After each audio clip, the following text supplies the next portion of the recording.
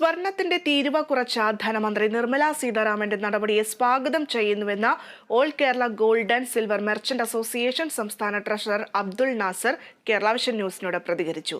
സ്വർണവില കുറയുന്നതിലൂടെ സ്വർണം വാങ്ങാൻ കൂടുതൽ പേരെത്തുമെന്നാണ് പ്രതീക്ഷിക്കുന്നതെന്നും അദ്ദേഹം പങ്കുവച്ചു. ബഹുമാനപ്പെട്ട ധനമന്ത്രി സ്വർണത്തിന്റെ ഇറക്കുമതി തീരുവ 15% നിന്നും 6% കുറച്ചു എന്നുള്ള രീതിയിലുള്ള പ്രഖ്യാപനമാണ് നടത്തിയിട്ടുള്ളത്. അതിനെക്കുറിച്ചുള്ള കൃത്യമായ വിവരങ്ങൾ വന്നുകൊണ്ടിരിക്കുന്നതേ ഉള്ളൂ. ഈ ഘട്ടത്തിൽ എന്തായിരുന്നാലും ശരി, സ്വർണത്തിന് ഏതാണ്ട് 400 രൂപയോളം കുറയും എന്നുള്ള രീതിയിലുള്ള സൂചനകളാണ് ഇപ്പോൾ പുറത്തു വന്നിരിക്കുന്നത്.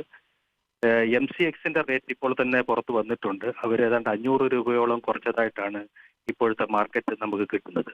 എന്തായിരുന്നാലും ഇത് കേരളത്തിലെ മാത്രമല്ല ഇന്ത്യയിലെ സ്വർണ്ണ ഉപഭോക്താക്കൾക്ക് വലിയൊരു ഗുണകരമാണ്.